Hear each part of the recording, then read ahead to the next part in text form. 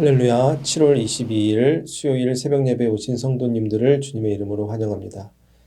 시간 하나님 주시는 은혜와 평강이 충만한 시간이 되시기를 주님의 이름으로 축복합니다. 함께 찬송가 280장 천부의 의지 없어서 찬송하심으로써 오늘 새벽 예배를 시작하도록 하겠습니다.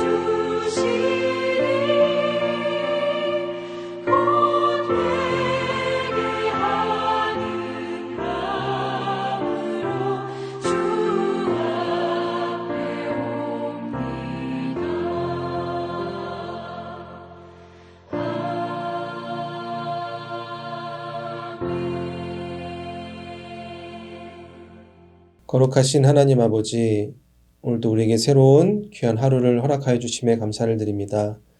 하나님께서 주시는 말씀을 붙잡고 오늘 하루의 삶 가운데서 승리하는 삶을 살아가게 하여 주시옵소서. 특별히 오늘 이 시간 우리 환우분들을 위해서 기도합니다. 병마와 싸우고 있는 우리 환우분들, 그들의 마음에 하나님의 평안이 임하게 하여 주시고 걱정하고 있는 모든 가족들에게도 아버지 마음의 평강을 주시며 이 어려운 시기를 통해 살아계신 하나님을 경험할 수 있는 은혜의 시간 될 수 있도록 아버지 하나님께서 역사하여 주시옵소서. 그들을 위해서 함께 기도하는 많은 성도님들이 있습니다.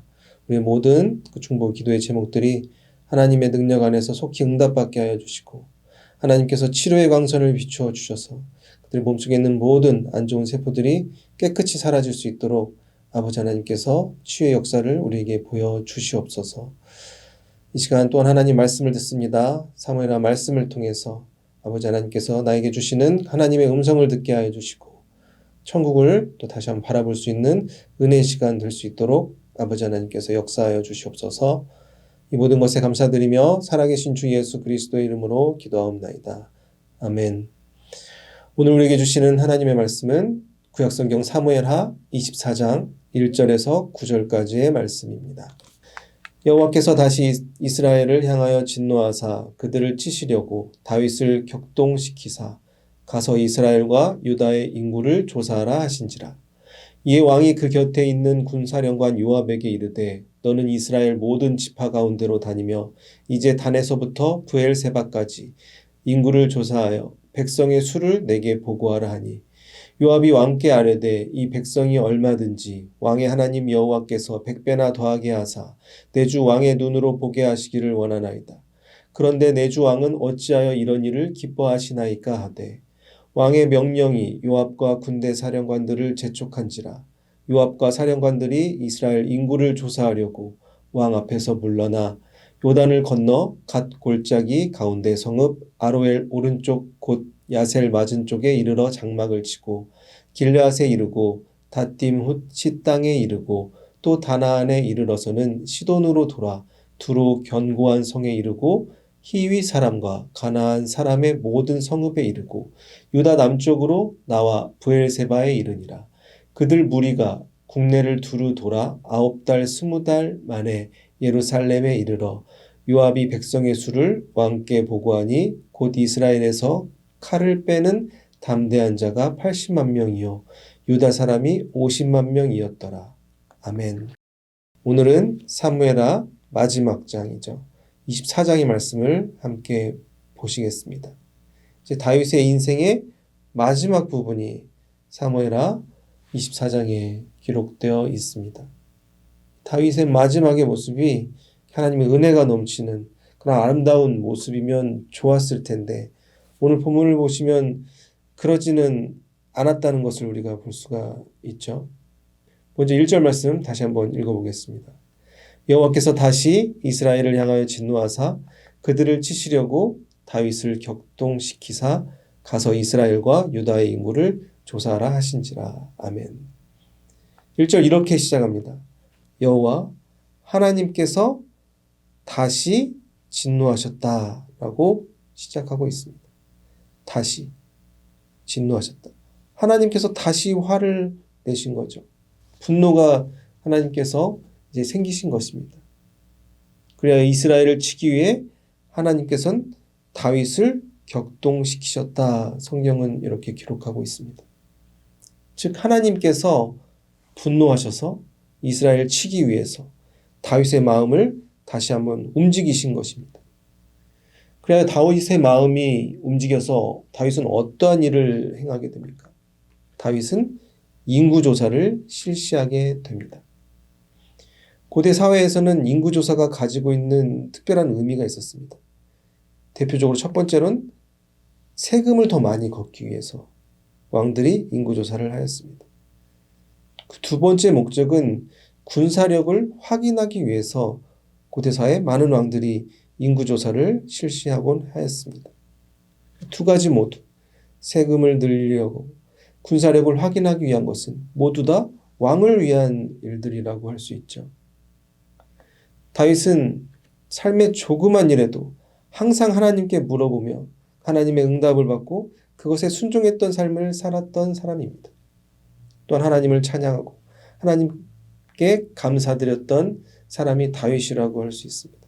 오직 하나님만 의지하며 순종했던 사람이었습니다. 하지만 그가 갑자기 인구조사를 실시한 이유가 무엇이었습니까? 바로 자신의 힘을 확인하고 싶은 마음이 그 안에 찾아왔기 때문입니다. 다윗의 마음속에 교만한 마음이 찾아왔습니다.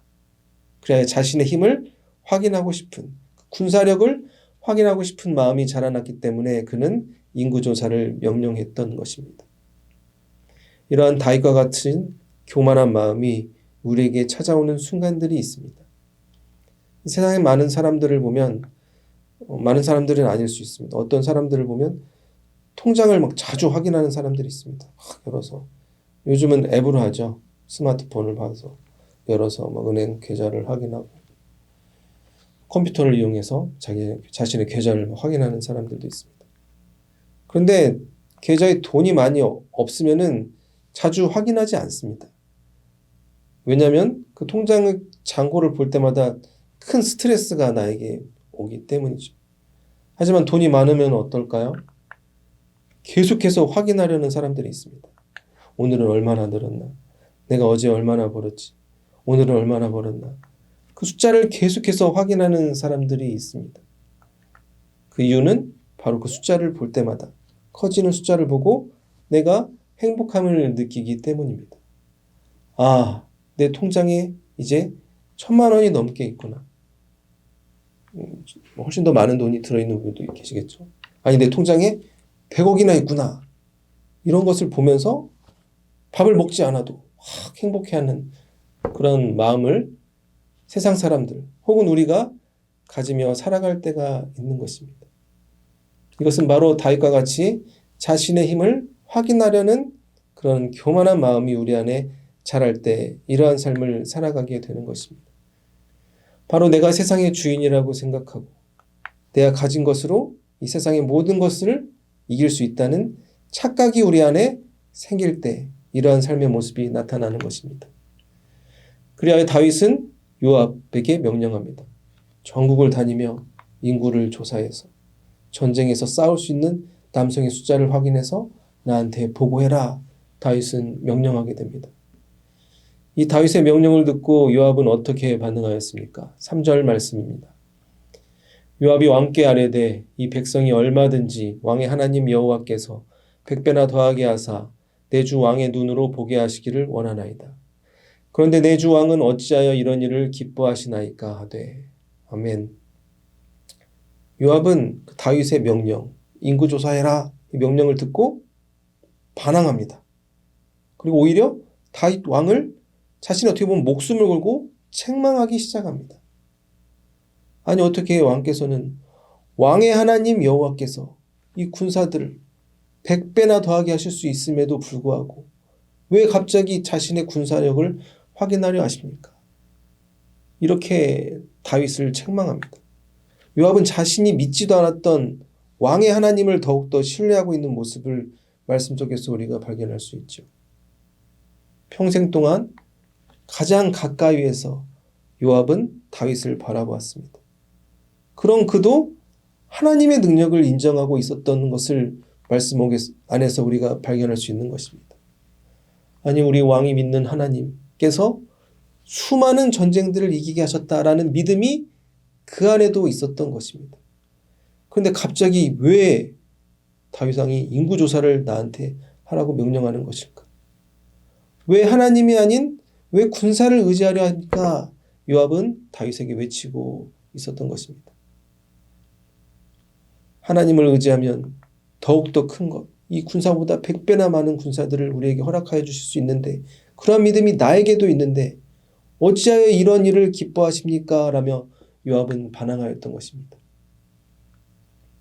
그가 이렇게 반항하였던 이유는 목숨을 걸고 다윗 왕의 명령에 처음에 순종하지 않았던 이유는 그 마음속에서 이러한 일들이 전쟁에서 이길 수 있게 만드는 것이 아니라 오히려 전쟁을 패하게 만들 수밖에 없다는 것을 그는 알았었기 때문입니다.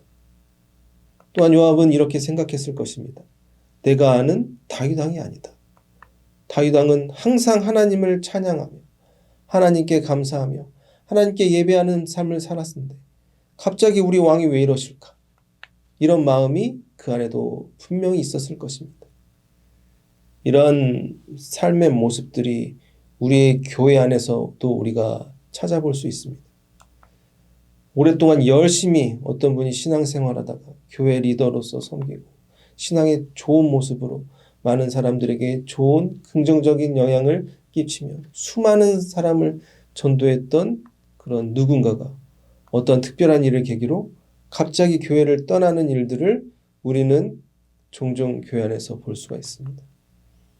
그냥 교회를 왔다 갔다 했던 사람이 떠난다면 이렇게 사람들의 충격이 크지는 않았을 것입니다. 하지만 누구보다 열심히 했던 그 믿음의 사람들이 갑자기 신앙을 다 잊어버리고 교회를 떠나는 모습을 보면서 우리는 그 놀라운 마음과 그 마음에 여러 가지 또 혼란스러운 마음을 가지게 됩니다. 이런 일들이 누구에게나 일어날 수 있는 것입니다. 다윗이 생전에 지었던 대표적인 죄악 두 가지가 있습니다. 첫 번째로는 밧세바 간음 사건이었고, 두 번째가 바로 오늘 본문에서 우리가 함께 보는 인구조사의 죄악입니다.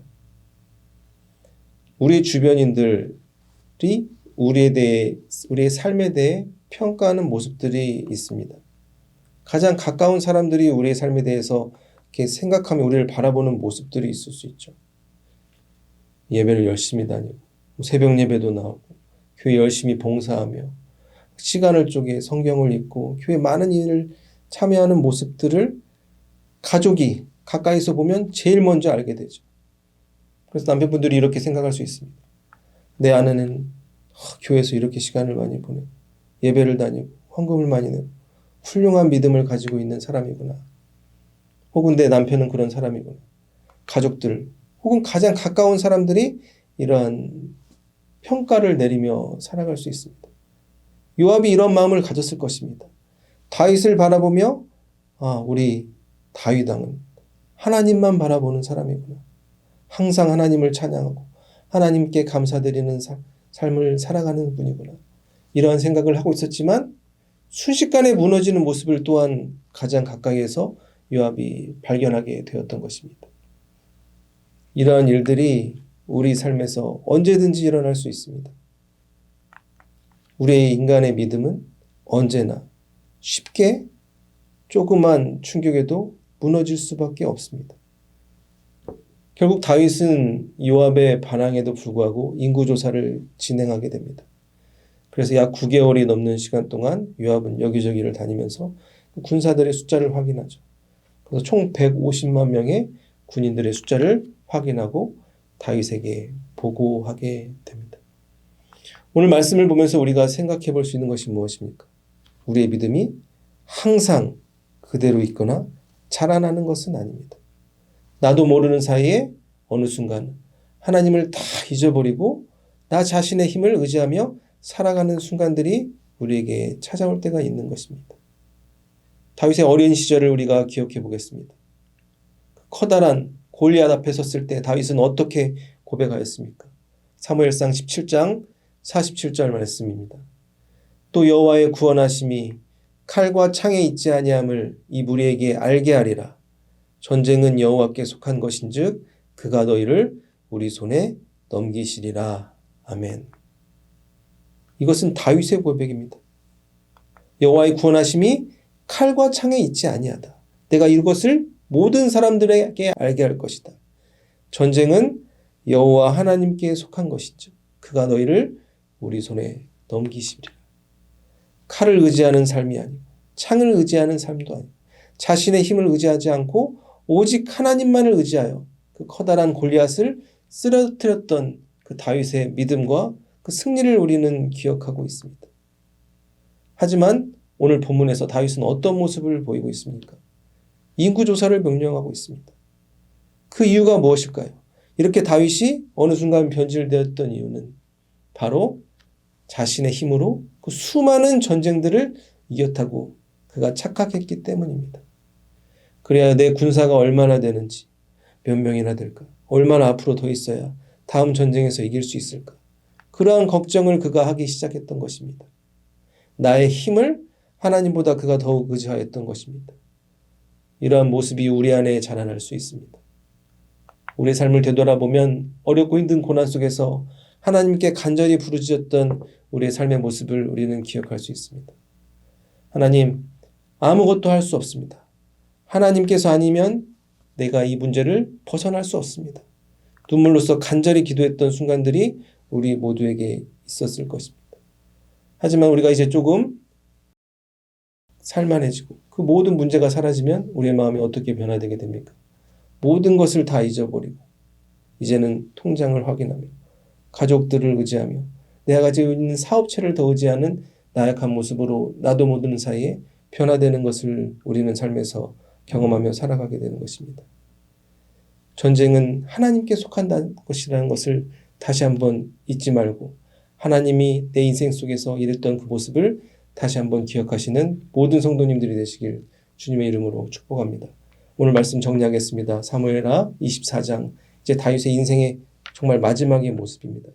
그 인생의 마지막에서 다윗은 어떠한 죄악을 저질렀습니까? 그는 인구 조사를 요압에게 명령하였습니다. 그가 인구를 확인하려고 했던 이유는 자신이 가지고 있는 군사적인 힘을 확인하고 싶었던 마음이 있었기 때문입니다. 내가 가지고 있는 힘이 얼만큼인지 자신을 그는 더욱더 의지하며 살아가기 시작하였습니다. 그가 골리앗 앞에 섰을 때 칼과 창이 아닌 오직 하나님만 의지하는 모습을 보였던 다윗도 어느 순간 하나님을 다 잊어버리고 자신의 군사를 더욱 의지하는 나약한 모습을 우리가 성경 가운데서 발견할 수 있습니다. 이러한 다윗과 같은 모습이 우리 안에 자라날 수 있습니다. 언제 어느 순간이라도 우리가 세상의 것들, 내가 가진 것들을 의지하며 살아가는 삶이 아닌 오직 하나님을 의지하는 삶을 살아갈 때 우리가 이 세상 가운데서 흔들리지 않는 하나님이 원하시는 그 믿음의 길을 걸어갈 수 있게 되는 것입니다. 사랑하는 성도 여러분, 오늘 우리에게 주어진 삶 속에서 우리가 나의 가진 것을 의지하는 삶이 아닌 하나님만 온전히 의지하고 전쟁이 하나님께 속했다는 것을 믿고 우리가 그 날마다 우리에게 주어지는 주님의 길을 믿음으로 걸어갈 수 있는 모든 성도님들이 되시기를 주님의 이름으로 축복합니다. 기도하시겠습니다. 거룩하신 하나님 아버지, 오늘 사무엘하 24장의 말씀을 통하여 하나님을 찬양하고 하나님께 감사했던 다윗이 무너지는 모습을 보았습니다. 이런 다윗과 같은 나약한 모습이 우리 안에 있을 수 있음을 주님 앞에 고백합니다. 나도 모르는 사이에 나의 인생에서 역사하셨던 하나님의 은혜를 다 잊어버리고 내가 가지고 있는 세상의 것들을 의지하는 순간들이 있습니다. 아버지 하나님, 그때마다 다시 한번 우리 마음을 돌이키시고 오직 하나님만을 바라보며 나아갈 수 있는 우리가 되게 하여 주시옵소서. 전쟁이 하나님께 속했다는 것을 다시 한번 기억하게 하여 주시고 칼과 창을 의지하는 삶이 아닌 오직 하나님만을 인정하고 의지하는 삶을 살아갈 때 우리가 이 주님 안에서 참된 형통을 누리며 살아갈 수 있다는 것을 기억하며 우리가 나아갈 수 있도록 아버지 하나님께서 우리 삶을 인도하여 주시옵소서. 그런 삶을 살아갈 수 있도록 아버지 하나님께서 오늘 하루의 삶 동안에 우리와 동행하여 주시옵시고 성령님께서 말씀하여 주시옵소서.